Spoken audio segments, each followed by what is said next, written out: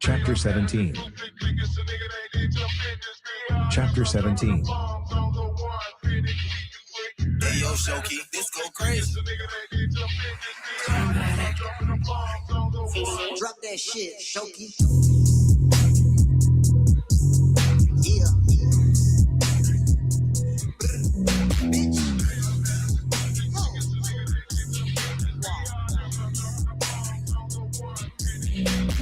Dubious, bitch is so unscrupulous. Shut that pussy poppin', she gon' twerk and drop that gluteus. Used to slang the pack out Little Caesars, bitch, I'm Julius. Demons out the dungeon, it do nothing when you shoot at us. Chapter 17. Yeah, she down to fuck, but I don't care unless she down to earth. Down to earth. Snobby bitches buried deep beneath the turf and fucking dirt. Yo, got the curse, got no soul to search. Haters making death threats. Instead of talking, do it first. Do it, bitch. Say that you gon' do it, bitch. Go and pop that tool, it can intimidate a lunatic. Do it, bitch. Do it, bitch. Say that you gon' do it, bitch. Ouija ain't the one, and why the fuck you got the gun? You ain't gon' shoot it, bitch. You ludicrous. Fuck you about to do to us. Pull up with that pipe bomb. Blow your fucking studio to booty dust. Having aneurysm, terrorism, it ain't new to us. Witnessing an apparition, police asking who he was. Pussy rappers biting on my shit and can't even chew it up. Swallowing the chunks, then that buster went and threw it up. Ouija Mac is truly sick, spit the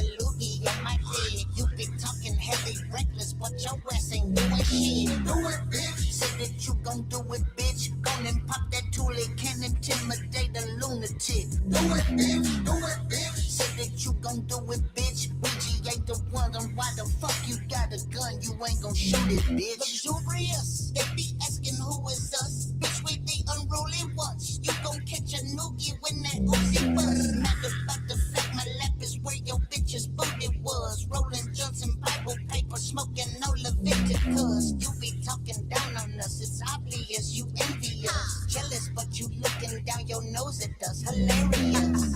Ain't giving no fuck about these busters and what they got to say. Pull that fucking trigger, pussy, that or get up on my way. Do it, bitch. Say that you gon' do it, bitch. Go and pop that tool, it can intimidate a lunatic. Do it, bitch. Do it, bitch. Say that you gon' do it, bitch. Ouija ain't the one, and why the fuck you got a gun? You ain't gon' shoot it, bitch. Do it, bitch. Say that you gon' do it, bitch. Go and pop that tool, it can intimidate a lunatic. Do it, bitch. Do it, bitch. Say that you gon' do it, bitch. Ouija ain't the one, and why the fuck you got a gun? You ain't gon' shoot it, bitch. Do it, bitch.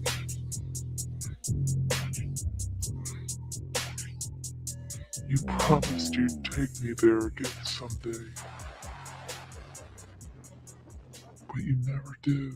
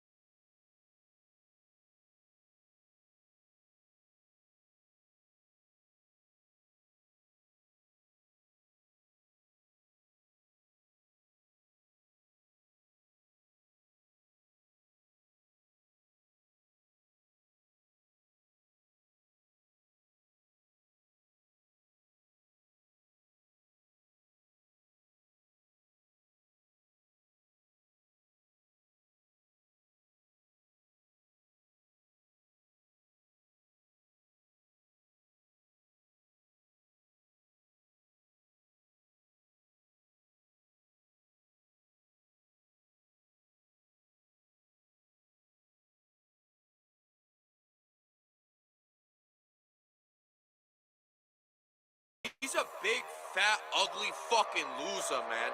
I don't see how anyone listens to that bullshit. It fucking sucks. His music fucking sucks, man. Fuck Darby. I'm not doing too good. In fact, I'm doing awful. I'm falling apart again. Yeah. Oh, I'm not doing too good. In fact, I'm doing awful. I'm falling apart again. Yeah. Oh. I finish my coffee, slowly shuffle into my room.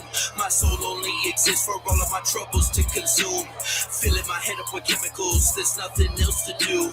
I was such an idiot for seeking help from you. Definition of a tortured soul until my corpse is cold. Of course I am told that I will be alright by those who never felt this low. Watching creatures crawl on cobwebs in the corner, unaffected by possible theories of the new world order. Dying all alone is my one true horror. But it is the only outcome I see myself moving towards. Orphaned by the universe, I'm feeling so confused and hurt. Counting down the seconds till I'm thrown into my tomb of dirt. To become a god, you must know how to be a human first. So I don't believe, cause no one knows how humans work. You may leave the planet never knowing who you were. Can anybody tell me what the fuck our time is truly worth? I'm not doing too good. In fact, I'm doing awful. I'm falling apart again. Yeah. Oh, I'm not doing too good. In fact, I'm doing awful. I'm falling apart again. Yeah.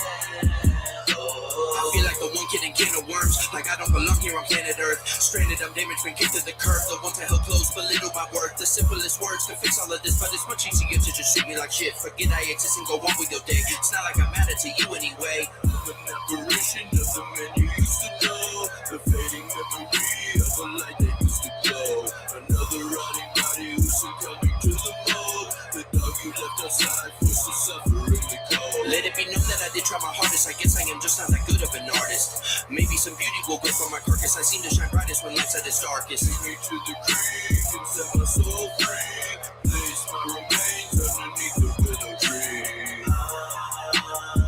I'm not doing too good. In fact, I'm doing awful. I'm falling apart again. Yeah. Oh, I'm not doing too good. In fact, I'm doing awful. I'm falling apart again. Yeah. Oh.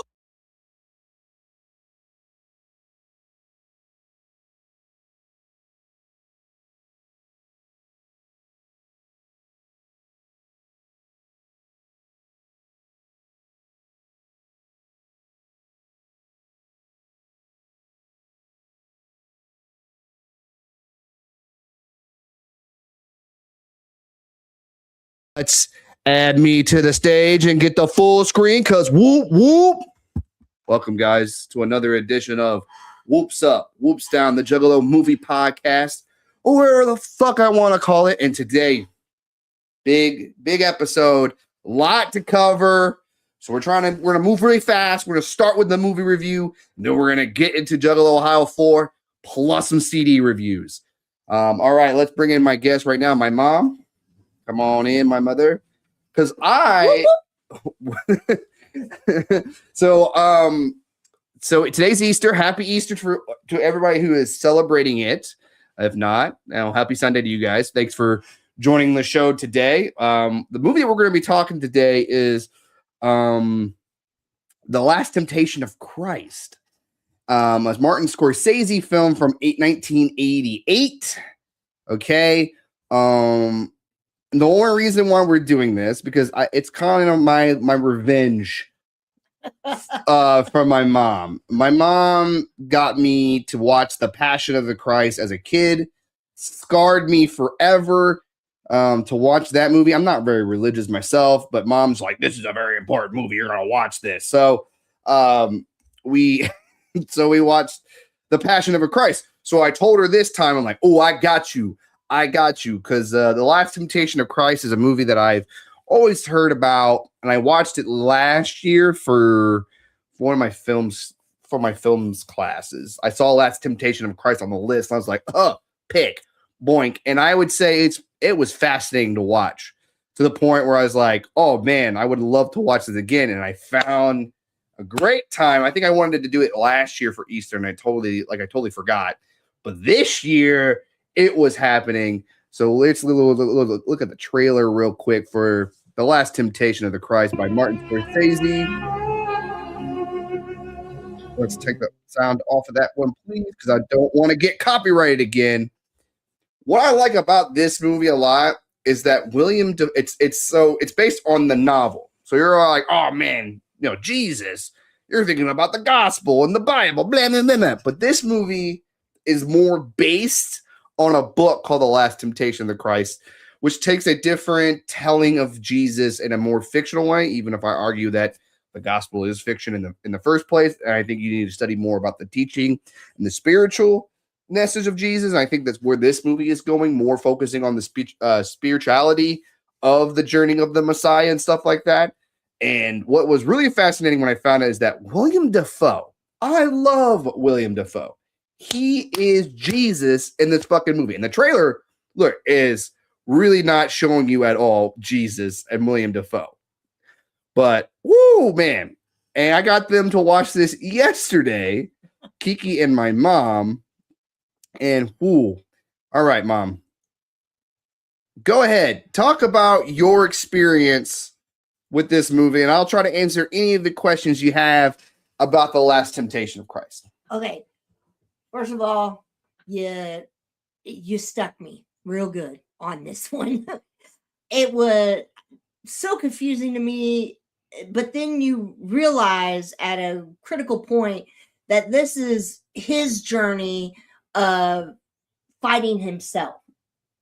Well, it's more, I would say that it focuses a lot about Jesus as a character, as a man. Yeah, as a man. And not as a God right away, because when we think about Jesus, it's just like, he's the Messiah. He's doing all these cool things. But this one's like, no, this guy is struggling with the responsibility that he has.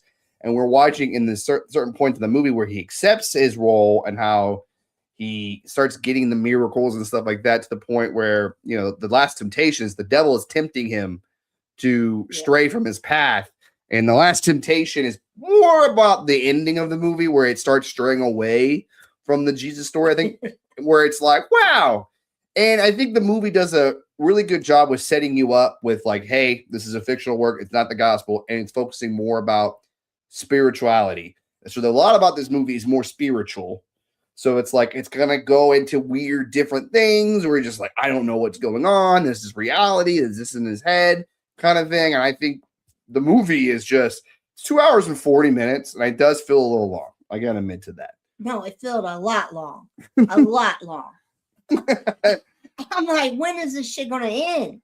Like, it was a lot long. Don't even play. Oh, no. I mean, like, I don't mind watching 2 hours and 45-minute movies. It doesn't particularly bother me. Okay. We watched Avatar, which was a long movie. Yeah, but a movie, yeah. But a 2 hour and 40 movie about Jesus just seemed to be right. But it's a different depiction of Jesus. He's a man who sins. He is a man who's a coward. He has fear. Like, there's a lot more dimension in this Jesus than depicted in other sources and stuff like that. I will say that. Yeah. Because, yeah. And like throughout the movie, William Dafoe's character of Jesus like changes appearance every time he becomes more the Messiah, to the point where towards the end, where he does something that strays a little different, he has a different look. So it's like, I think visually, if you didn't understand what the plot was going on, just watching William Dafoe's like development, it's great. And it's the depiction of Judas. Judas is not the betrayer per se. He was told by Jesus, you gotta have to do this for me, because I have to die on the cross. I have to, because it's a very, you gotta be patient with it, and you gotta let the spirituality and just like if you're like Christian at all, it might offend you.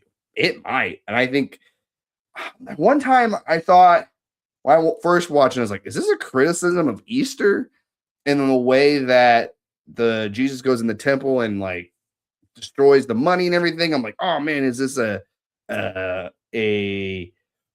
telling about how Christianity uses money off of Jesus's back kind of thing? And it was a lot of interesting stuff. Beautiful looking movie. I would say like there's a lot of cinematography that like you could pause the movie and you're like, damn, that is gorgeous. And then we watched the Criterion Collection a little bit, and that took some of the original film into it, and it looks great.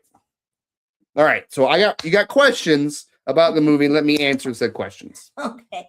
Well, there was a part where I'm like, what the hell is going on? What is going on? What scene was that? Okay, that was when he was living as a man, had kids. Mm-hmm. I wasn't sure, was both them women his wives? Like, I don't know. No. There's a wife he had, and there's a sister that helped take care of everything. Okay. When all that scene was taking place, I'm like, is he dreaming? Is he what? Because they show you him on the cross, and then all of a sudden comes off the cross and has a man's life instead of the Messiah. That was all confusing, but it summed it up when they put him back on the cross. Right. Jesus had to accept his fate. Yeah.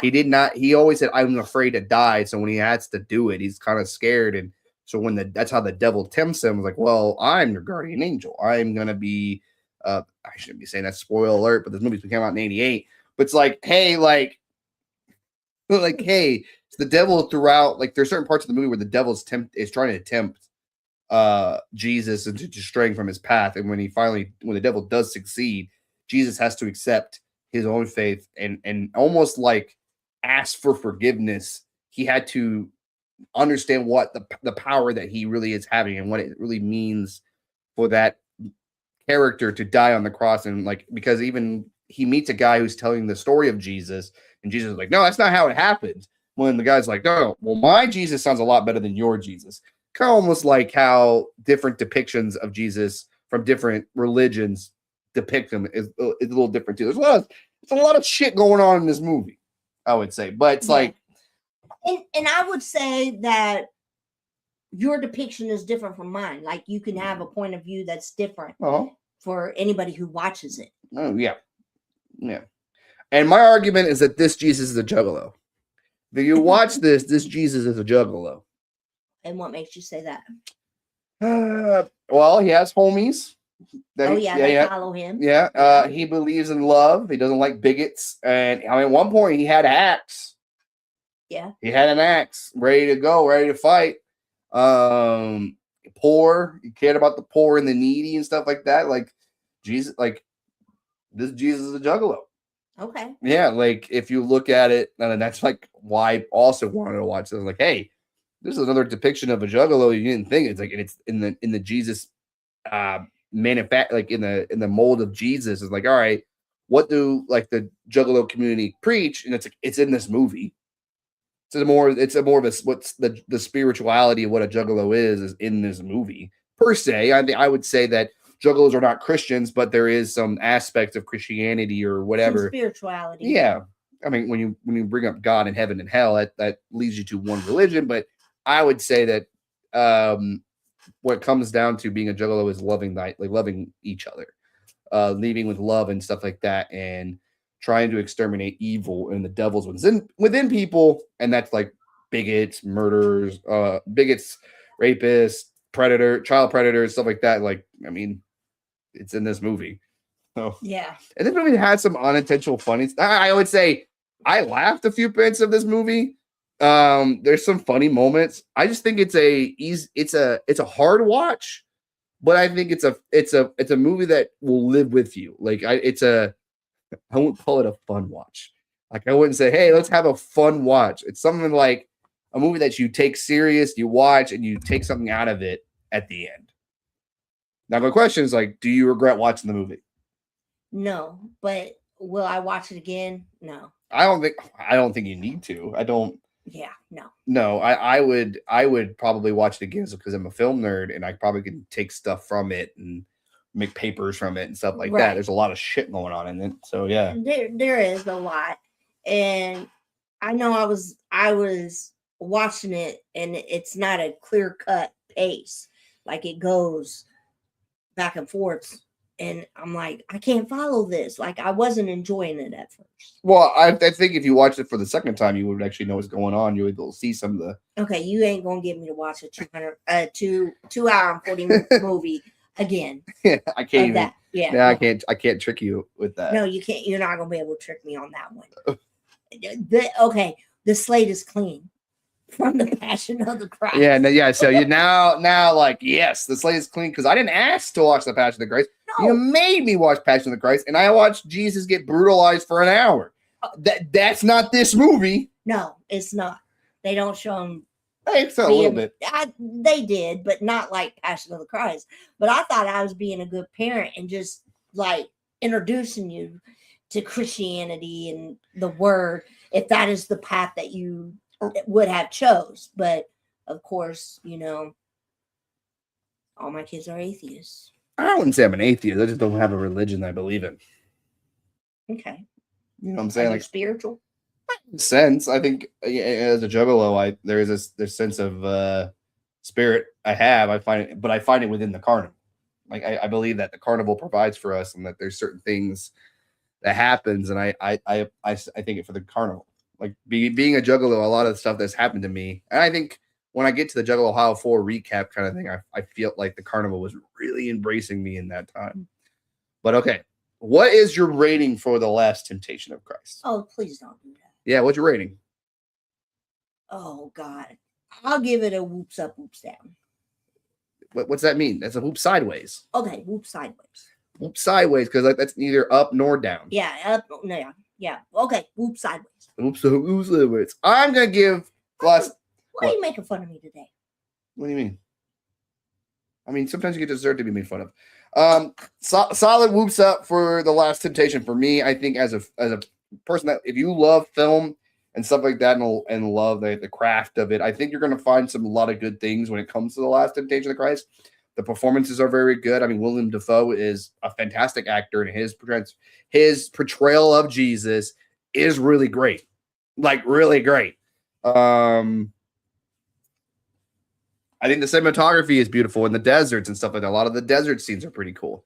The only thing I would say is kind of meh about the movie is the pace. Like, yeah, it does feel pretty long to the point where like you get to the last, like the third part, it feels a little longer because you're expecting like, oh, Jesus' story ends on the cross, but not in this movie. But it does end on the cross in a way. But in a way, yeah. But we go into like a little side quest that's really interesting to think about if Jesus was a man kind of thing. Yeah, I agree with that. Yeah, like I love that.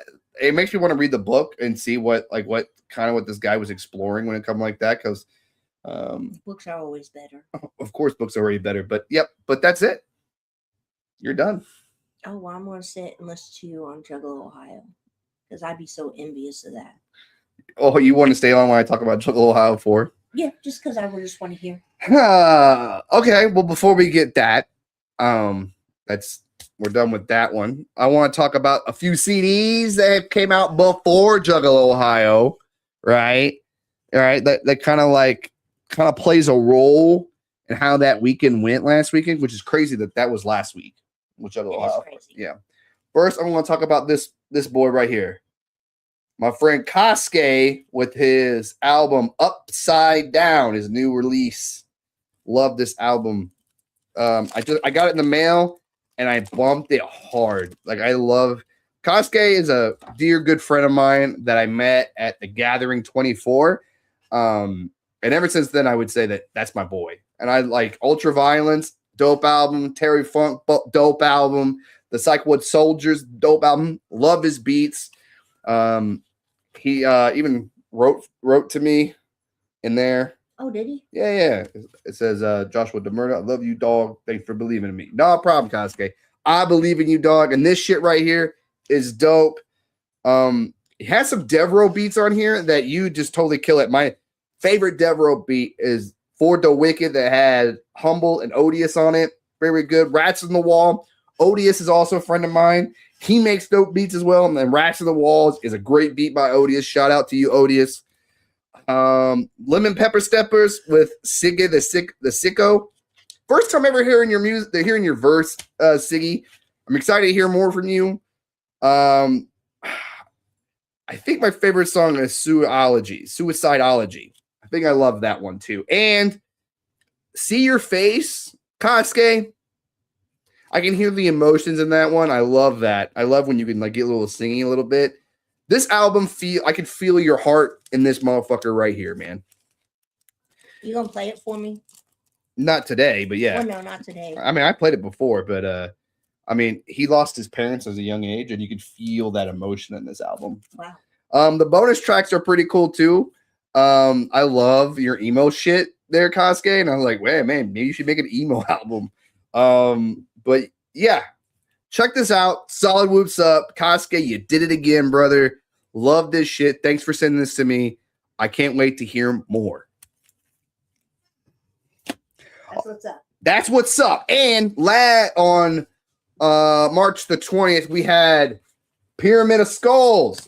Pyramid of Skulls came out. Yeah, the new Ouija album of the new Ruins. And I also got the 3 other bonus boys right here. You can see it. My favorite design is this one. This one's pretty dope. But my favorite bonus track is on this one. Yeah. Pyramid of Skulls. And that's what this one looks like. Wow. All right. Pyramid of Skulls, I would say, is like how I felt about fucking Sunken Church a little bit. Where I was like, I don't know. I don't know. It takes me a while sometimes to listen to these new albums without streaming service because I really got to get into them. Like I really need to like listen to the beats and then they need to feel something. First time, there's a few tracks that popped out pretty good. But as I'm listening to this album, the more I like it, the more I love it, the more I like the feel of it and how different it is from Sunken Church, how different it is from Temple of Ash. Temple of Ash is still my favorite, but I mean, I can see this one growing to be my favorite. Okay. Chalupa Mode, love that junt. Fago in a Crown, love that junt. Leviticus, where I played earlier, love Leviticus. Filling in My Bag is probably my favorite Devereaux beat from the album. That one's just fucking goddamn crazy. A Haunted Cabinet, good story song. Kill 'Em All, good. Bloody Mess is another one. I love the chorus of Bloody Mess. Candle of Revenge is another like story I like. And Crying in the Pyramid, of course. At first, I didn't like it, but as I grew into the album, this one's pretty great. The bonus tracks on this one is Street of Rage. On this one is called Bounce. And on this one is called Sherwood Standoff. And the Sherwood Standoff is kind of like Nobody Move from Eazy-E, kind of that feel to it. Like there's a stand-up and everything like that. The beat on this one's fucking hard. Street of Rage is pretty cool. I like the Devereaux beat on this one. Bounce is pretty catchy. And I gotta let you know right now, at the end of each of the bonus tracks is a message for the next thing. And I'm not telling you what the next thing is. Now, the question I'm going to ask to some people, if people ask me, like, is it worth getting all 3? No. I don't think it's worth getting all 3, especially since, you're only missing one song. Like, if you really just want this, that's fine. I think this album alone is great. It's great having these because of the variations of the album. And I would say if I would have to pick one, get this one. If you haven't. The Sherwood Standoff is the highlight of that song. I would get this one. I mean, it's a cool design. You got the inside right there. The insides are even different a little bit. You know what makes me mad? What makes you mad? So I like Ouija, and I will like a song, but I have no idea what album it's on. Okay. And then half of the time the names are funny, and I can't remember the names. Look how long it had me to remember Butternuts.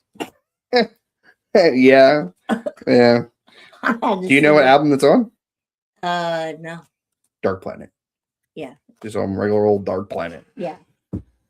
Okay. Solid Whoop stuff for Pyramid of Skulls. Ouija, you always keep doing it. You go keep killing it. Yeah. Oh, we're just moving along here. Okay, so now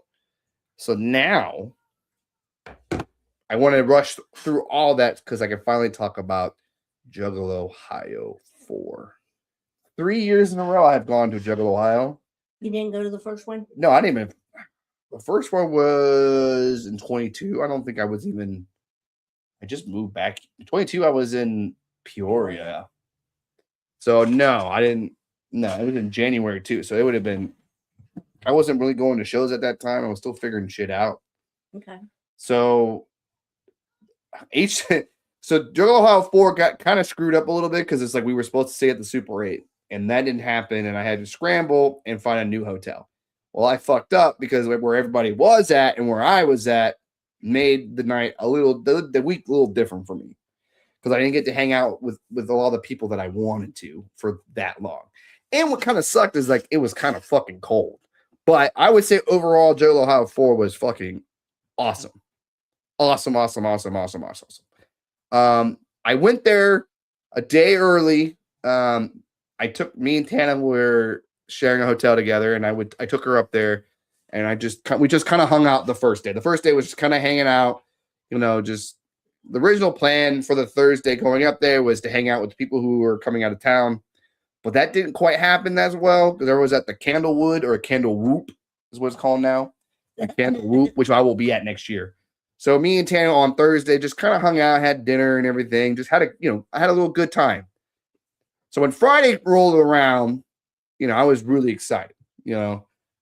First night, I don't have to worry about driving there and stuff like that. I think the other times, like the Friday, I couldn't get into a hotel till like 4. And then you're like getting ready to go to the show, blah, blah, blah. So it's like, that's why you go a day early so you don't have to worry about the rushing. It's just the anticipation of the show. And holy shit, Friday was fucking cold. And my ass did not prepare for the cold. I didn't have a hoodie. I didn't have a jacket. Nothing. I just had my shorts, my slides that I'm wearing right now, and my lazy and crazy jersey. Not the fucking hoodie, not the hockey jersey, a fucking football jersey. So it's cut off like right here. I felt bad for Tana because Tana had it wore something that made her cold too. But I at least had a jersey for her to be like at least get some comfort in there. So we got there early because everybody else showed up early, and I wanted a Fago dog, and fucking Batman. All of them were on the other fucking side of the fucking venue. So I was hanging out with Timmy Mujay, Bobby, and Jiggy, and Pete Malenko and all of them. We were just starting Preds. We were all just talking. Hey, whoop, whoop. It was fucking cold, man. It was cold. But you know what? Getting a Fago dog and dancing and listening to music, it warmed me up a little bit. Got a little warmed up, And then we kind of waited in line. And the first thing I fucking do when I get into the shop, so before we got in, somebody asked if me and Tana were a couple because they were taking videos. They were like, yeah, we're together kind of thing. And then we got a video. I don't know when that's going to show up or whatever, but there's going to be a video of that. But then we get in line and Zab's coming in there and taking photos and everything, videos, which ends up being in the chapter 17, like day 1 video that me and Tana are in the first fucking thing, which is fucking cool, I guess. Like, that's awesome. That's 2 videos you're in. It's 2 videos I could be in. Yeah. Yeah. So waiting in line wasn't too bad, especially because the doors open at 5:30 and we got there at 3:30 and we just kind of hung out for a little bit. But once we got in, it was just like Josh was going to lazy and crazy right away. So when you do VIP for the Juggalohio, you get in early. On a VIP? When you do the VIP, you can do like a meet and greet and stuff like that with Ouija, but you also get in an hour early so you can hit the merch booth early. Ah. Right. Oh, so when I go to, because I want to at least go to one Juggalohio. Yeah. Okay. Yeah. So when we go, can we do a meet and greet so I can meet Ouija? Sure. Okay. Sure. Because I want to meet the clowns too. Yeah. These are my bucket lists. Bucket list. My bucket list. Yeah, I've already met them a bunch of times. Yeah, I know, but I haven't. So I need pictures of them. Of course. So yeah, so I My made bucket list. So like, yeah, we showed up open it. Pretty much I showed up at doors, and it probably took us about 30 minutes to get into doors. So I get in there and I'm fucking rushing to Lazy and Crazy because I know there's an exclusive shit. I get there, I get the shirt, one of the shirts my size, and then the one that Darby drew of Shaggy the Airhead. My size is completely out already. Already out. Completely out. And I'm like, fuck. Luckily I had a 3X. I grabbed the 3X and I was like, fucking cool. So I got the 2 shirts that I wanted. We're cool. And then me and Tana waited in line for the Juggalohio stuff for the Chapter 17 line. And that line was long. I would say that we were in that line for 30, 40 minutes. Wow. Yeah. That's a long time. It's a long line. And I wasn't planning on buying anything. It was just for Tana, and I wanted to give you that shirt. Yes. Hold on. You can't see because the fucking... Yeah. Hold on. Yeah, my Juggalohio. 4 shirt? Yeah, Yeah. You just wanted... With the Chapter 17 on the back. Yeah. I really love this shirt. I thank you so much for buying it for me. Yes. At least you can see the stage. Yeah. And I'm into the Kingdom Clubs many times. I don't mind the venue. It's a nice venue. But when I got to the front, I saw this Darby shirt, and I'm a big fan of Darby O'Trail's like artwork. Get out of the way, Tammy. That I kind of had to get it. So I was like, fuck, all right, I'll get 3 shirts. Oh, I didn't know that was a Darby shirt. Yeah. Okay, that is pretty cool. Yeah, he's a shovel man. Yeah. So this is a Darby shirt right here. Yeah, so in the Kingdom Club, at least the merch line is in the middle of the floor. So if the show's going on, all you have to do is just like look over here and you see the show. So you won't miss anything. Oh, that's interesting. Yeah, and it's long, and Chapter 17 always have a nice wide range. And the first night was called Scroll Keeper Night. So that was pretty cool. And the lineup was awesome. So let's see here. So Friday was a very big night. There's a lot of like heavy hitters on there. I knew that Friday was just going to be the one day where it's just going to be balls to the walls, like a bunch of shit going on. Yeah, because didn't like Shaggy play, Devereaux, all that on the first night? Yeah. So Concrete started the night. Concrete started while I was in line, right? Okay. And we saw Concrete. I don't think you saw Concrete. I did. The last time I saw Concrete was in Columbus. Where would I have seen him at? I was thinking he was playing at Ballas, or at the Newport show, but no, the Newport show was Ouija and Wacko. Wacko. No, yeah. So and I love that. The day before Hollow Wicked on Devil's Night, they played at Columbus. Oh, okay. He took over the Shaggy the Airhead set. Concrete's a good dude. Love his energy. Fun time with that one. I knew that's a great opener to start the show. Right fucking there. And then super famous Fun Time guys. Never ever seen them before. Never, I heard of them. They're from Ohio and Columbus guys. And they're associated with Clockwork E. I was gonna see one of the Whackness tour was in Dayton, Ohio, and I was gonna see it, and then I changed my mind on that. So I could have saw those guys before, but luckily Tana knows them and had me listen to some of their tracks, so I was familiar with how the rapping was. And like I said, the Super Fun Time guys came out and they had a lot of energy, right? They came out, they knew exactly how to do the crowd. I found them enjoyable to the point where I would listen to more. Maybe not rush out to buy a CD or whatever, because now I'm on CD Boys. But I would looking forward to seeing maybe at a show again. Yeah. I think that's pretty fair. All right, you got my attention. Let's see when I see you again. Because I'm going to be honest with you. It's not necessarily the words that they're singing. Because I didn't know Wacko very well. No. When he opened that Newport. But the energy that he had, I find just as much pleasing than knowing the words. So the thing about the sets, they brought a lot of people that are from Ohio into these sets. Oh, really? Yeah. So I don't think Concrete's from Ohio, but super famous Fun Time guys are from Ohio, Columbus, Ohio. Okay. Dead Body Man AHC is like a metal band kind of thing, like a Juggalo metal band. They're from Ohio. First time seeing them, fucking dope. Even though I didn't understand a fucking word they were saying, it was the energy. The pit was going crazy. People were getting into it. They're fucking people are painted up.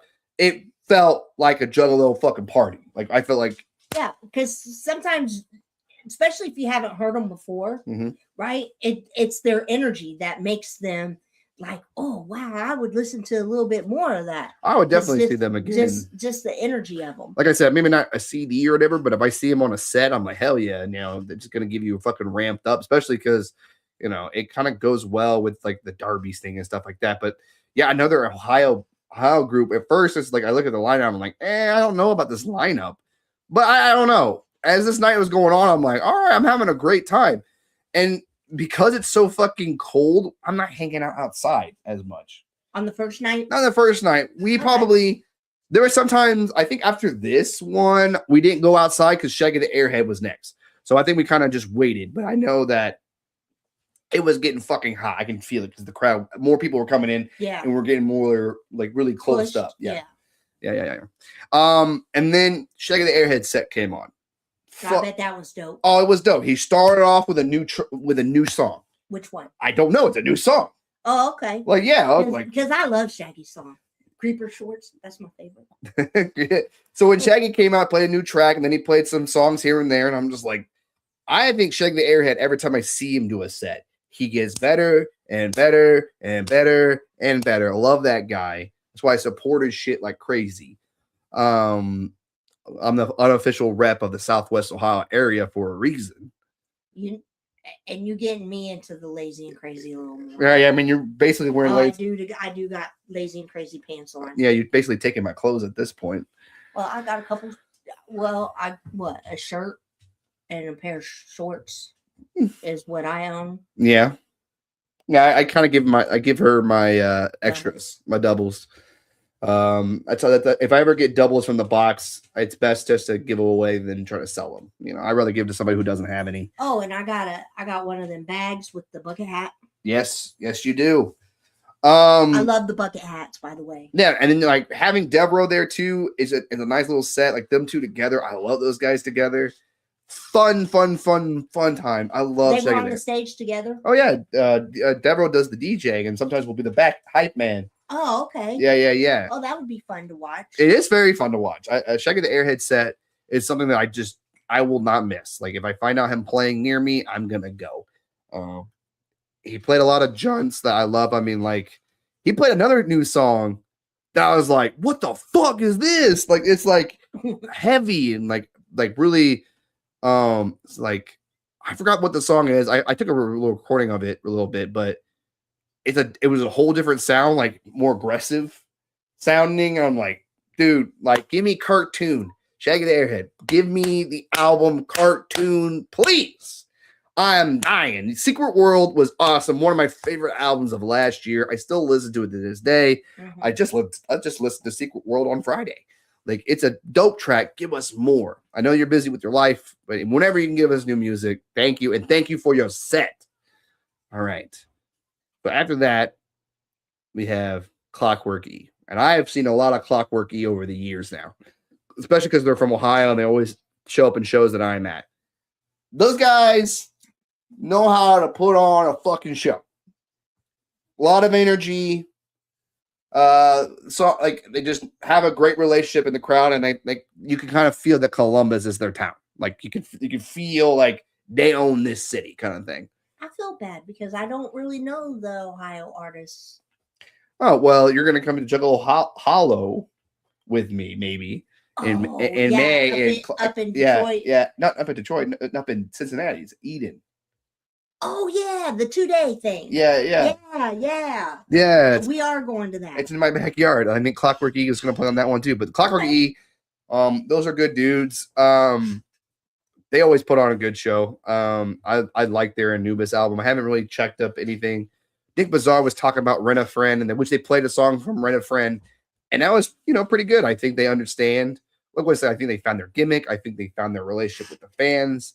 And I only want great success for them. They before the show and after the show, and during the show, they were out in the crowd in the smoking area, taking pictures, saying hi to Juggalos, like really building a great relationship with the fans and stuff like that, with the family, So I have nothing but respect. Whoop whoop, much love, man. Thanks for showing up. But yeah, I enjoyed Clockwork Geese set. Probably one of the best sets of the night. They just come out and kill it. Kyle and Billy knows exactly. I love the chemistry that they have together. It's just a good time when those guys are on the stage together. They even came down in the crowd and did like a little in the pit a little bit with the fans a little bit.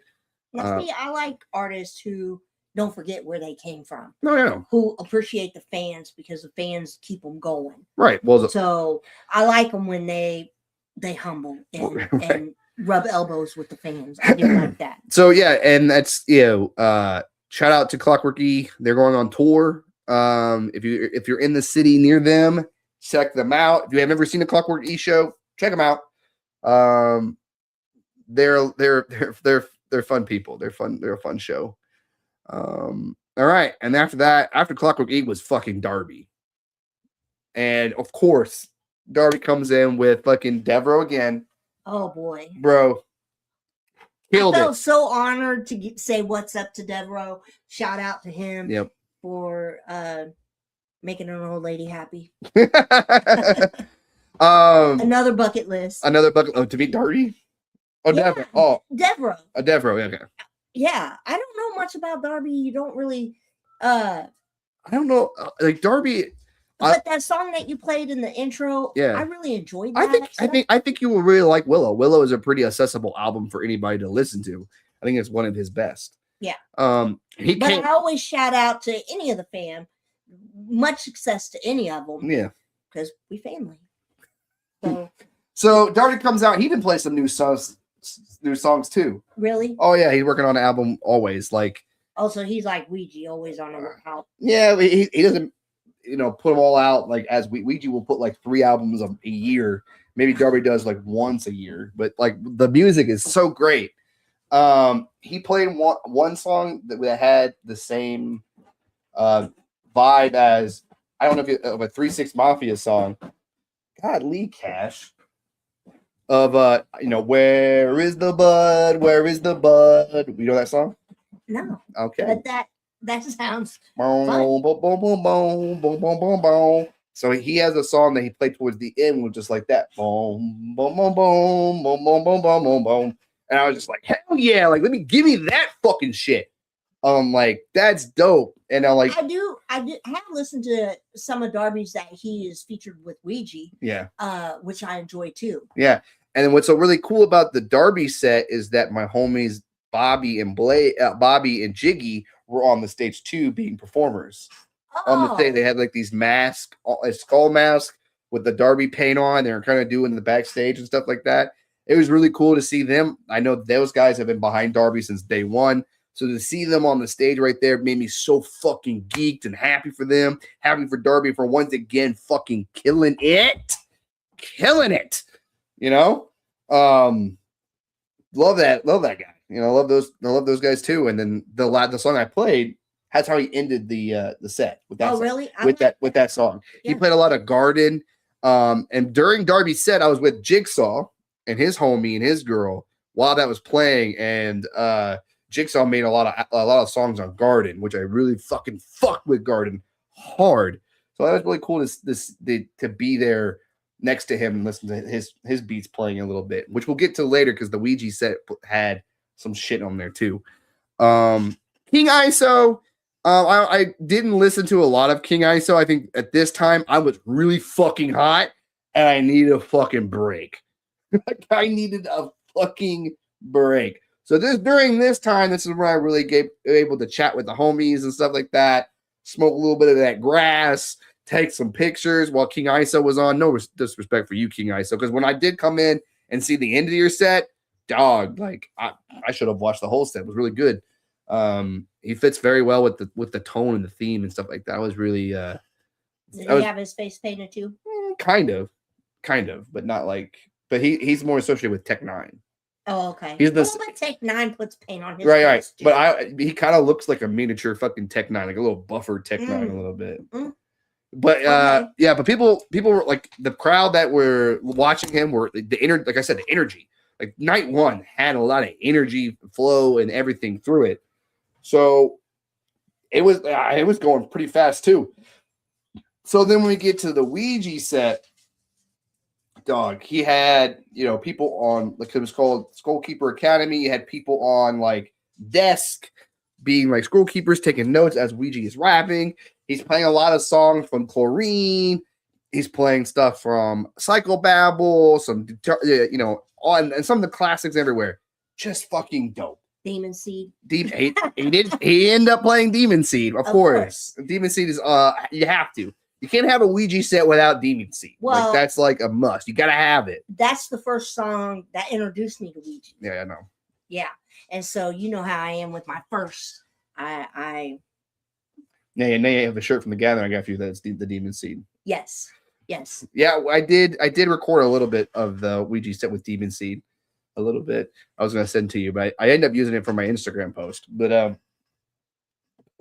But and then Darby, he then brings Darby on the stage. Okay, so Darby and Ouija on the stage. And they do Baptized in a Vat of Acid, which is a jigsaw jump. Like a jigsaw made that beat with Ouija and Darby. So I got fucking stoked for him. Like, whoa! And then they start playing Anamoya tracks, which I have been clamming for an Anamoya set. Okay. Like I want Ouija and Darby on the stage together doing that album from front to back. Like give me that shit. Because like they played Don't Go in the Woods. They didn't play that. Oh. The Digging the Grave Digger, and then they played Cobotoxin, and then they played they played another. I have to say, don't go into the woods. Don't go in the woods.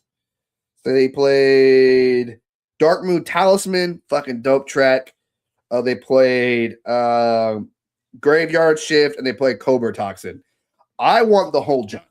So if anybody from Chapter 17 is watching this, how about Juggalohio 5? You get us the Anamoya set. Give us the fucking Anamoya set that we have been waiting for. Yeah, because I like that album. Yeah, it's a good, dope album. And another Darby Ouija, and you have Devereaux making all the beats. Like, Devereaux made all the beats for that? He did. And Shaggy the Airhead did 2 beats on it. Wow. Yes. So night 1 was a fucking fun time. Ouija was painted up and everything. It was just a lot of fun. Okay. So then afterwards, I end up going to the Candle Whoop, right? Because I heard Batman was getting some Fago dogs together. And it was fucking cold again. Like, it was very cold. So I kind of waited in the car a little bit, tried to check it out. I waited in line for a little bit. There's a few people waiting in line. Got my Fago dog. And then me and Tana went back to the hotel and slept. So then day 2 comes around, and I found out that the Darby Devereaux meet and greet was out in the front of the building. Yeah. So we ended up going down that 3:30, and luckily Saturday was a nicer day. It was still a little chilly, but the sun was out. It wasn't really blowing, so my outfit was pretty fucking appropriate.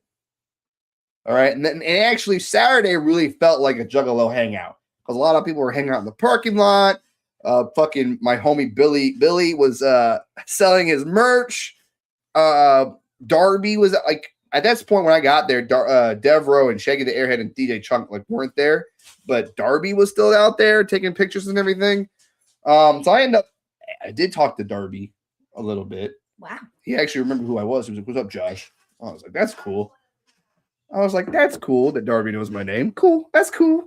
Talked to him a little bit. We ended up digging a picture. My friend Rebecca took a picture with me and Darby. I haven't seen that picture yet. So Rebecca, please give me that picture. Didn't you take a picture of Darby with that tattoo? Yeah, he took a picture at the Gathering. Yeah. Yeah. So he has that. So we're just kind of hanging out. I see my homie Pogler, Jigsaw's out there. Jiggy and Bobby are there. We're kind of hanging out. And then at one point, we're just sitting there. I'm sitting there bullshitting with Jiggy and Bobby and all of them. And all of a sudden, you hear this guy goes, "Hey, who's selling this stuff at the fucking front of the fucking handicapped people on the backs of handicapped people? My sister is handicapped. This is bullshit. Move this shit right now. You should be ashamed of yourself." This is the owner. Oh. This is the owner yelling at Billy, and Billy's just kind of like, And someone goes, he's a juggalo. He goes, I don't care. I support. I put on these fucking shows. So what we did was slightly move it to the left where it's not in the handicap parking spot. And honestly, there was like a shit ton of fucking parking spots for handicap. And if somebody was coming up with a handicap, we would move our shit but no one really said nothing. So we kind of moved it there and we just kept it on fucking doing our shit. But it was just kind of like, Okay, I got a handicap placket too. oh, I know. I take full advantage of your handicap placket. But Yes. what was so funny is that me and Bobby kept going on the whole day going, on the backs of the handicap. All day, anytime we see each other. What are you gonna do when I lose that placket? No, wait, so you're going to get less handicap? Yeah, after my surgery, I should be less handicapped. No, what? No. It expires on 28. Which one of my doctors are going to fill it out? Oh, you don't know what happens at 28 is a long time. That's 2 years. Yeah. You don't ever know what happens. Because that plaque has helped me a lot, especially during the gathering. I know. It marked you right in the front. Also in the front, I got to talk to the performer Gloom. He was going to open the set. I saw him the prior night. Gloom was in the fucking pit going ham. I'm like, oh, this dude is fucking for real. And he was interviewed by my homies Bobby and Jiggy and Prez on Team UJ. So I was like, all right, I'm gonna give this fucking Gloom guy a chance. Unhappy was there. Unhappy was performing after him. Dapped up, Unhappy, saying what's up, what's cool, blah blah blah blah.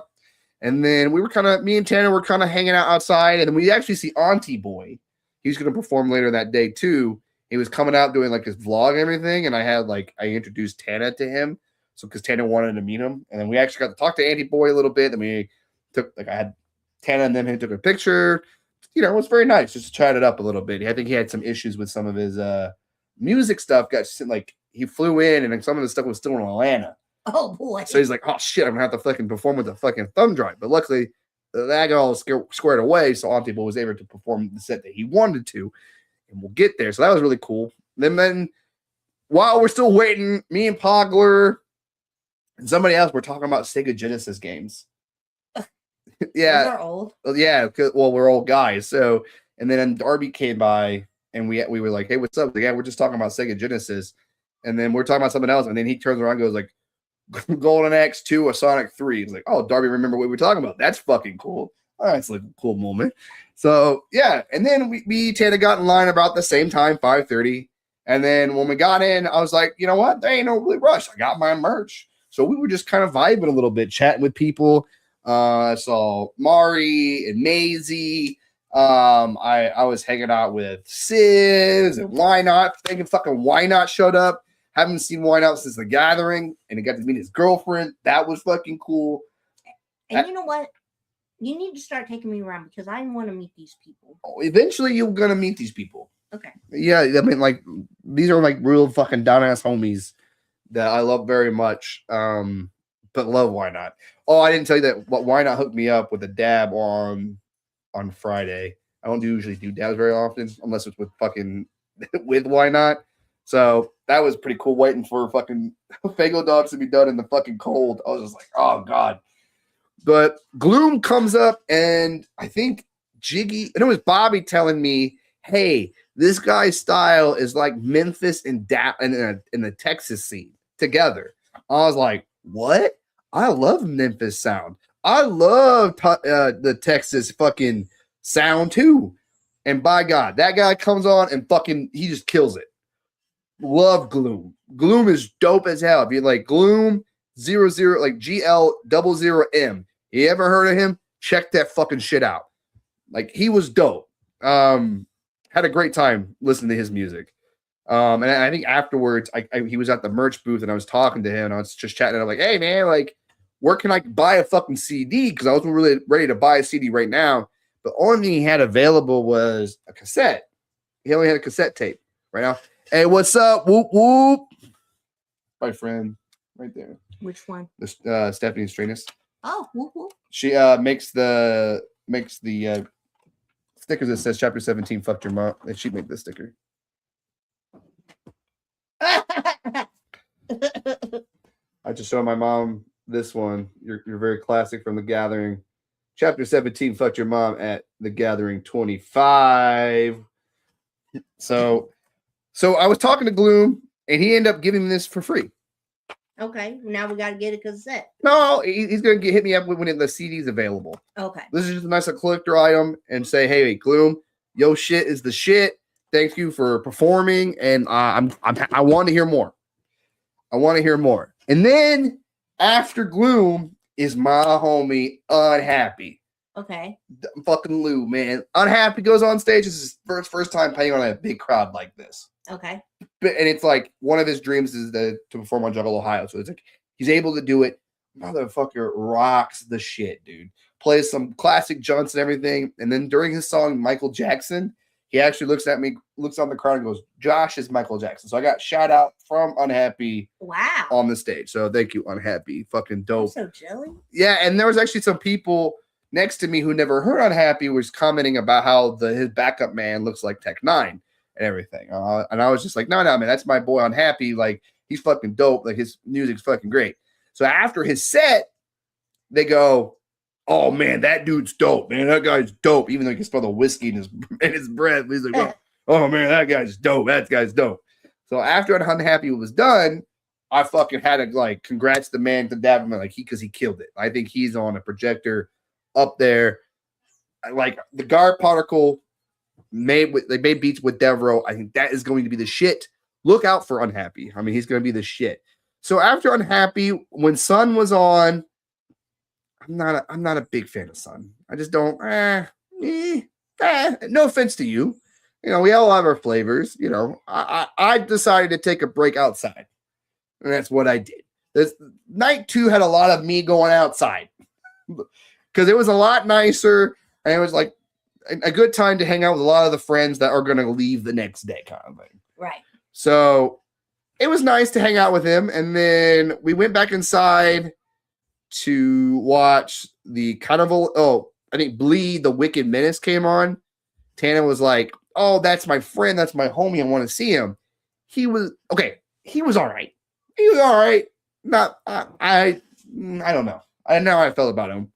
It was kind of like this. Well, you're not going to like everything. No. And I knew night 2 was not the strongest of all the other days, which is fine because it's like, I don't need, I mean, the Gathering is just like 4 straight days of just awesome. But even the Gathering has artists and performers. I'm just kind of like, I really don't care. But it's for somebody. And if somebody who is a fan of Bleed got to see him, good for you, man. Like, good for you. And then the Convalescence came out, and they're a fucking like metal band. Yeah. And I seen them at the Shaggy 2 Dope tour a while back. And I thought they were okay. They have a great look, but their performance is like they are very, very energizing too. And we watched that on the balcony up top with everybody else. And whoo, that was pretty good. That was a little fun time. You know, wow. Where like you can't understand them. It's like this song's about zombies and they're just fucking screaming for like 3 minutes. Ugh. I don't know if I can handle that. My poor ears.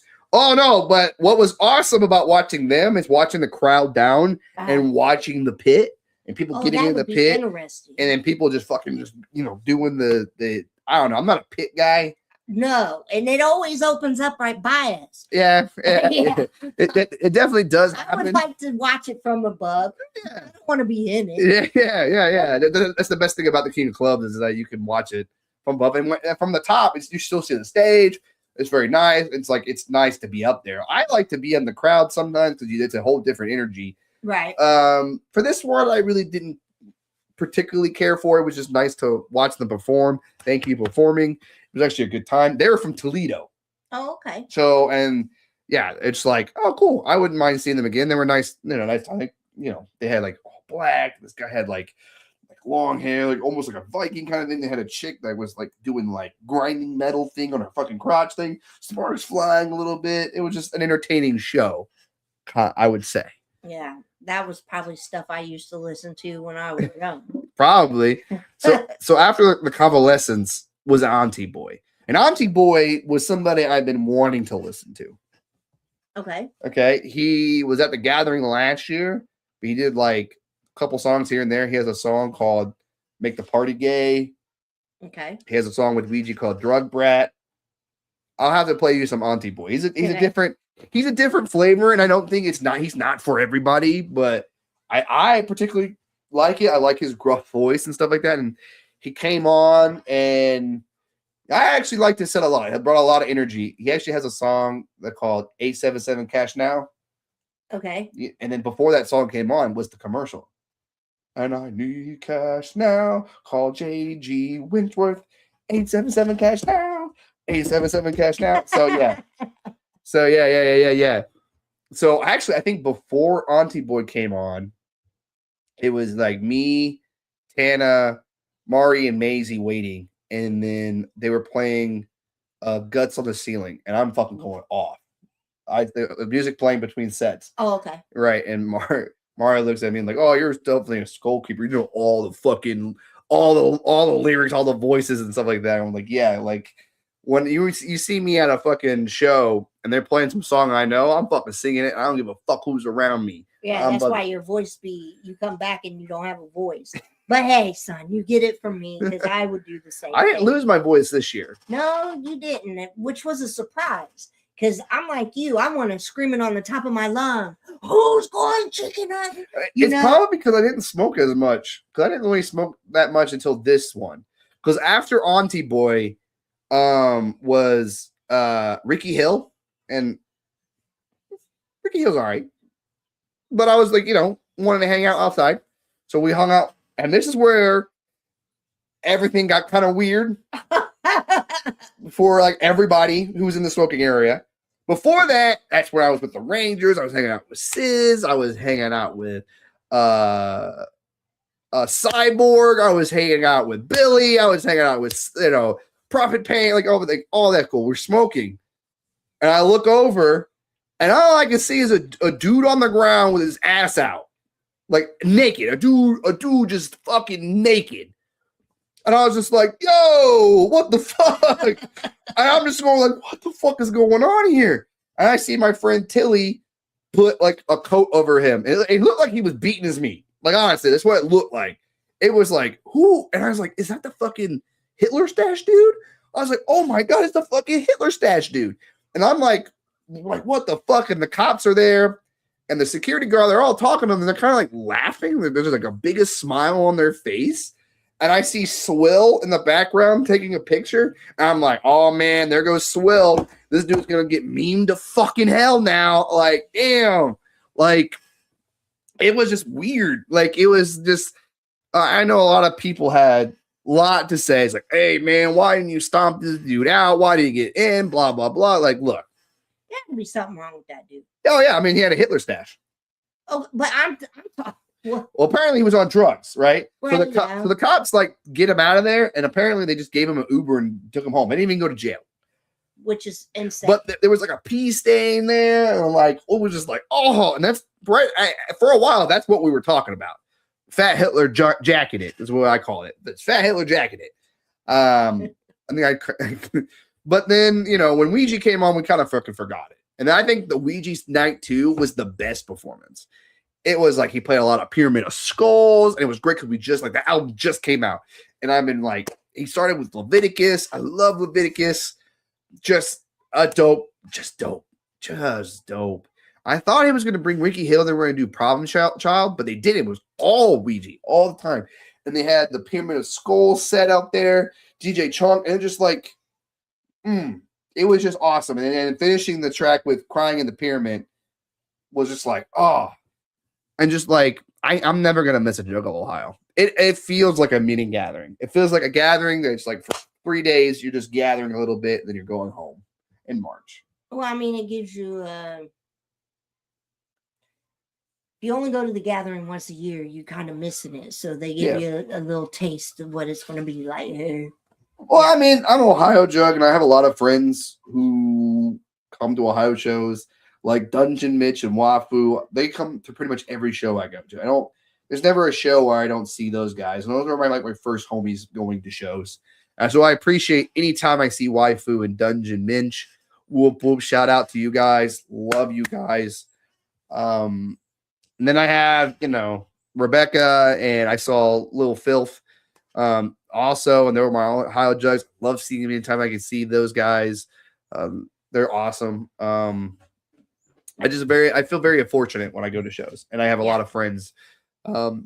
there's nothing like it. Like I used to go to shows, I used to go to the gathering where I didn't have friends or I didn't feel like I know anybody, where I just went for the music. And now at this point, I don't go to it. Hey, what's up, Darby? Whoop whoop.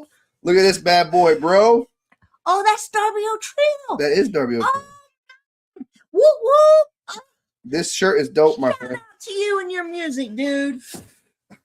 So I mean, like I'm a very much appreciative now. Like I go to these shows now for the people. Like how else am I gonna fucking see fucking Sizz or how I'm gonna see Jiggy and Bobby? Well, now I see Jiggy and Bobby outside shows because hey man, hey, you killed your set, man. That shit was hard, bro. And that I can't wait to listen to more. Especially the one that you did the Where's the Bud Junt. I'm fucking stoked about that one. I remember hearing it live and I was like, dude, this is Where's the Bud. I was like, I gotta listen to this song. And I remember seeing so I didn't tell you this. So after Shaggy got done and Darby, like I ended up going upstairs to drop something off and I actually got to see all of them. Oh. And I got to say, like, hey man, congrats. That fucking shit was hard. And I looked at Deborah. I was like, hey, man, them new Junts, man. Them new Junts. And we're really excited for you to come to Cincinnati. Oh, yeah. We're going to go see you. So that song that I was talking about, it's called Bologna Flavored Bong Water. That's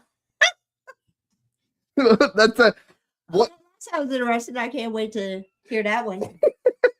That's what I love about your shit, man, bro. It's like I don't remember your song titles as much because they're always that fucking super long one. Yeah. But it's like as soon as I hear the beat, I'm like, that's the one I like right there. This one's like this one, like, oh, the Jing Song Junt on Will. I love that shit. Oh, that's the Air Hell Jump, you know.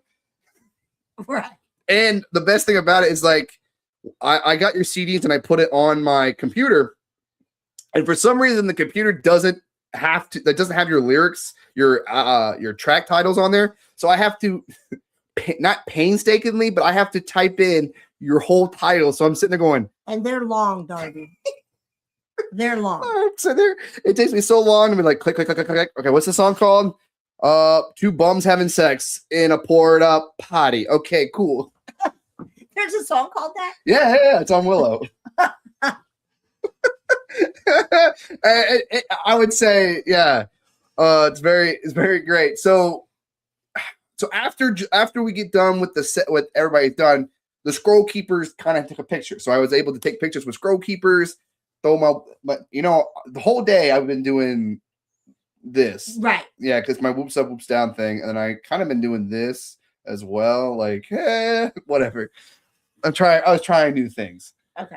So we took pictures with fucking scroll keepers and stuff like that. And there's a lot of people I don't see. There's like, hey man, I remember you. Hey, what's up, man? Don't remember your name, but what's up, bro? And then I know that the scroll keepers, they went out and did some hunting because I think they said that Ouija left stuff around the city, and then people were picking it up and stuff like that, like skulls and stuff like that. Like the set was out and about, so some people picked that up. But I went to the Candle Whoop again to get more fucking Fago dogs. Fucking love Fago dogs, man. Maybe you'll get me to try one time. Tana tried one, and I actually so Team MUJ has their own Fago boys. Oh, really? Yeah, I know who they are. The spicy ones, right? So Batman's like, hey, you want a spicy Italian or a spicy Mexican? I'm like, let me holler out that spicy Mexican food. The spicy Mexican one, because I'm a big chorizo guy. Right. Love chorizos. It's freaking good. So I tried that one. That one was fucking dope. It wasn't spicy. Bro, it needed to be hotter. It needed to be hotter. What was it, like a hot Polish sausage or something soaked in Fago? Or Yeah. Okay. Yeah. It was really good. It was really good. And at the Candle Whoop, Gloom came by and we actually did a music video for him. Right. Which is that the one you're at the very beginning? No. Or we haven't seen it? I haven't seen that one. And so we did that. That was pretty cool. Took a family photo with everybody. This is usually like it almost felt like how I am in the last day of the gathering, where I'm like, fuck, I haven't took a picture with all these people. So I was like, why not? Let's take a picture. EC, let's take a picture. Let's take a picture. Like, Cloud Cover Boy, we gotta take a picture. I'm really bad about that sometimes because there's a lot of times I'm at shows where I'm just in the fucking moment, where I'm not even like thinking about pulling my phone out. Let me ask you something. Yeah. You ever get dragged down by carrying your mama around with you? No. No. What do you mean by that? just taking me along for the ride. No, you're a fucking grown ass person. Yeah, I know. But like I'm meeting your friends and stuff. It's not embarrassing. No, it's not embarrassing. So Juggalohio 4 was a fucking great time. We were hanging out with I was probably out till like 1:30 with people. It started getting colder, and once again, like I'm in fucking shorts and a short sleeve shirt again. Like I'm Midwest to the bone.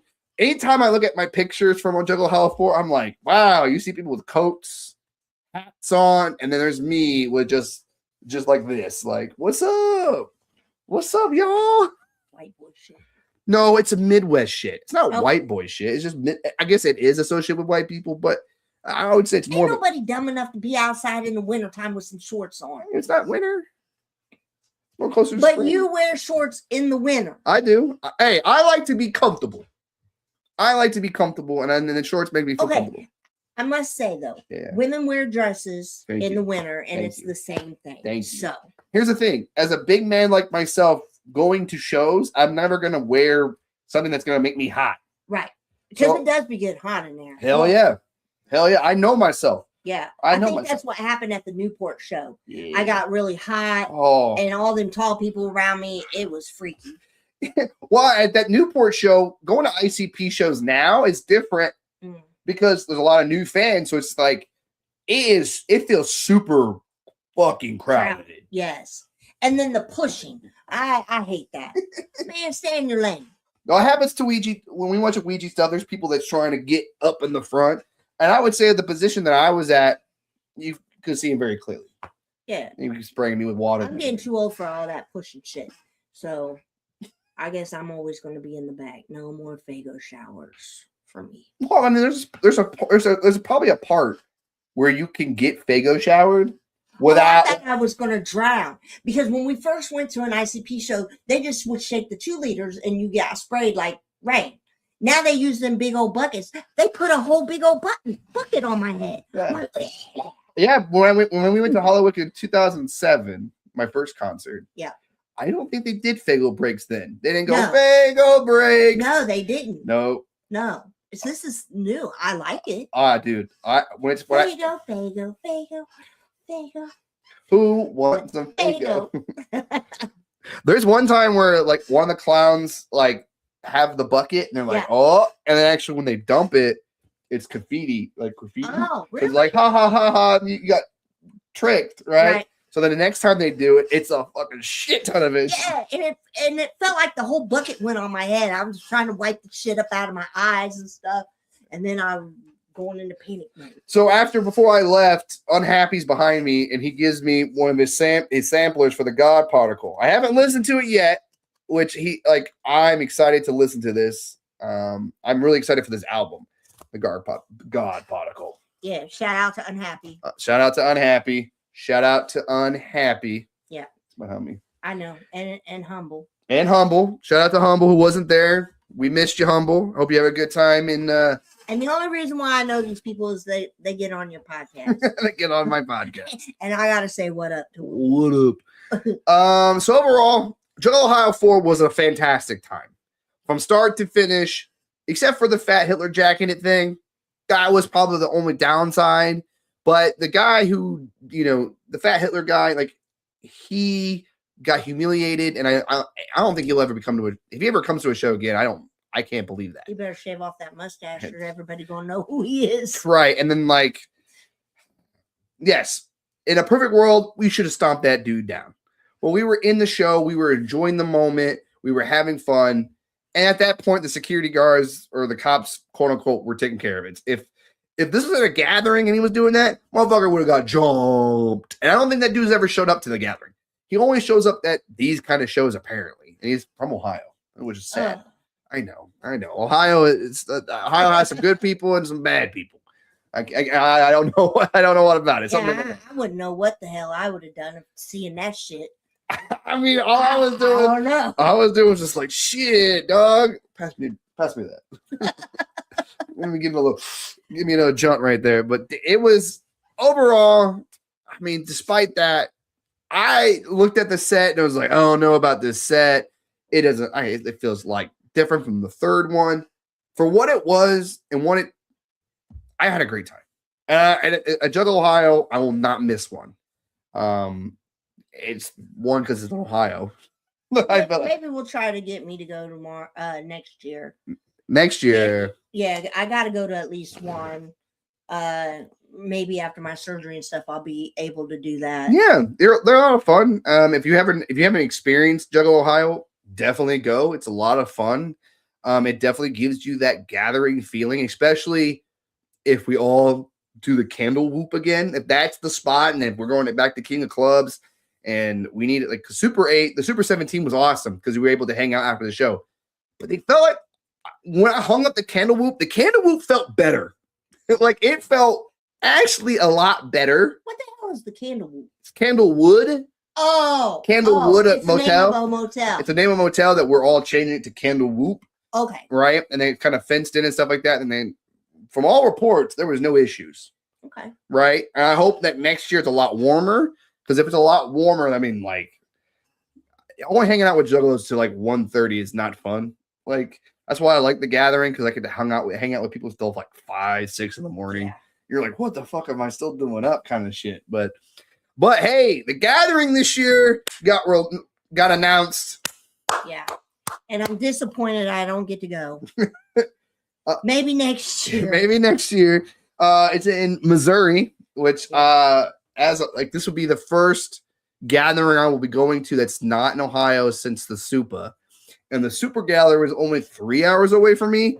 This one is actually a fucking journey. And like, look, I'm not going to bitch and complain about it. I have been fortunate to only being 2 hours away from it, like for the last 5 years. Not going to bitch, not going to complain.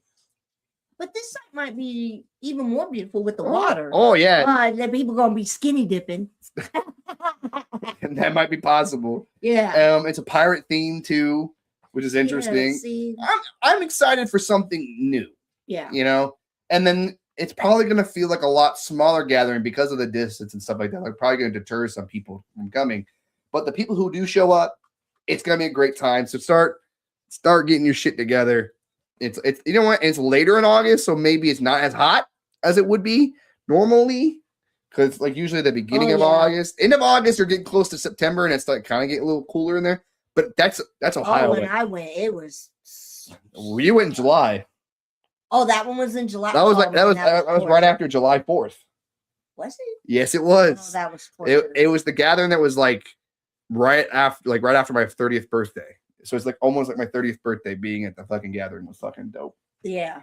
I had fun. I look forward to going again. Yes, just this time with meeting friends. Yeah, and family. Yes, because this time, now what excites me about this one is like, all right, where's everybody gonna camp at? I can't wait to see the map. I can't wait to see like where I'm gonna camp at, and like this is exciting. Like I never got to experience Cave and Rock, never. I've always seen Cave and Rock through the documentary, a documentary that I watched a lot, and how like one day I'm going to go to the gathering. One day I'm going to go, and I finally have now gone, and I'm never going to miss one. I don't care how far it is. I will figure it out. Right. That's why I'm going to rent a car. I'm going to rent a car so I don't put the miles on my car, and I can make sure I can get there safe and sound. Leave me your car. Right, because I feel like the last couple times in my car, because like when I came back from Juggalohio, this one gets in my car to go to Dayton, which is like a 45-minute drive up, and then like my tires blow out. Yes. So like no issues going to Columbus, but as soon as my mom goes to a routine drive to Dayton, boom, fucking shit popped. And luckily, mom was able to find a used tire store and only had to pay $75. It could have been a lot worse. Yeah. Okay. I got that idea to rent a car from Humble. When Humble went to Dallas, he said he rented a car and drove all the way to Texas and they thought that'd be cheaper. And I was like, you know what? That's a great idea. You know, like if saying like a rental car, it's like $400. Well, that'd be the same if I fucking drove your own car, drove my own car or flew. But I'd still have to find a way to the set. Like, so that's what I'm kind of planning for, is to rent a car kind of thing.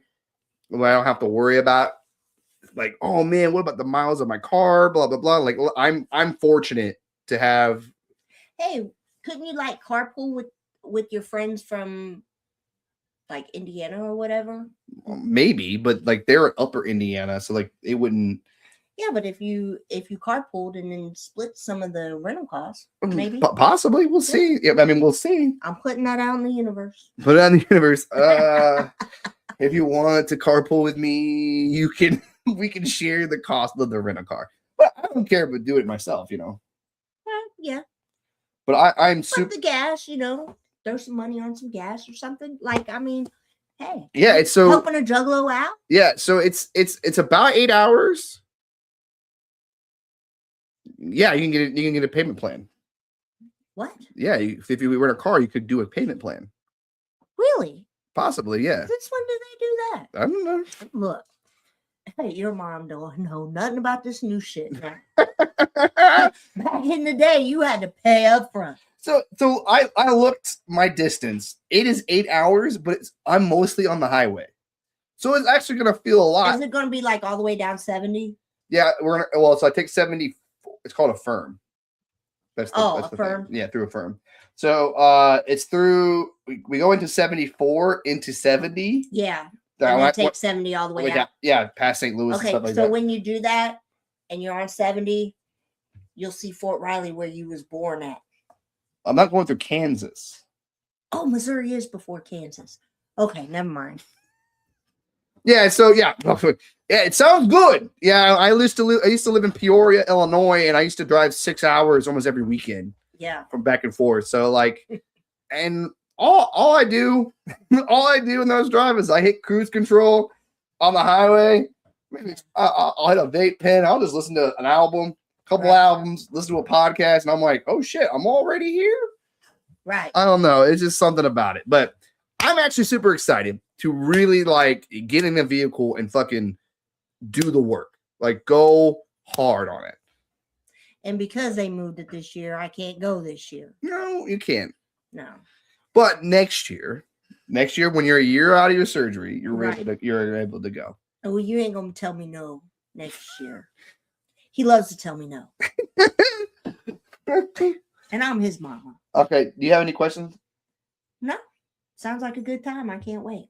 No, me too. And I can't wait to hear the lineup. I know that. Yeah. I'm excited about the lineup because I'm going to be bummed because I can't go. Because that's how it was last year. I'm like, oh, and I can't go. Yeah, I looked at some of the stuff at this place. The water being there is going to be awesome. The shades, it feels like, I don't know. I'm really excited. It's probably going to be shadier. It's going to feel a lot different than Legend Valley. And I feel like I love Legend Valleys. It's very great, very convenient. But I think it's time to do something new. Try something different. It won't be that damn hill. Because I had problems with that hill, even though it was littler than the fuck you. I don't even know if there's a hill. Right. It didn't look like it when I looked at it. But and I'm wondering if they're gonna like rent the cabins out or anything like that. Don't know. Like, there's so much exciting things that could happen. Yeah. Just don't trash the place. That's not. Yeah, don't trash it. Don't trash it. Yeah. So and don't get the fire marshal mad. don't blow up. Let's not leave it filthy. Let's not blow up porta potties. Let's not tag any porta potties. Last year? Yes. Yeah. Yes. I heard about that. Yes. But somebody pays for them porta potties. Yeah, Psychopathic does. Right. The Insane Clown Posse probably owns a shit ton of porta potties. They're just like, the fuck I do with this? Right. Can't reuse it. Shit all over the place. I mean, the last couple of years, the porta potties have been pretty clean and constantly been like cleared out. I never had no problem when I went in 23. There was no problems with the porta potty. The Gathering of Dreams had the porta potties near the stage, like next to the main stage, and there was a certain point of the main stage with a certain side, it just smelled like shit. Because the porta potties were right next to the main stage, so there's where a lot of people are at. So it's just nasty.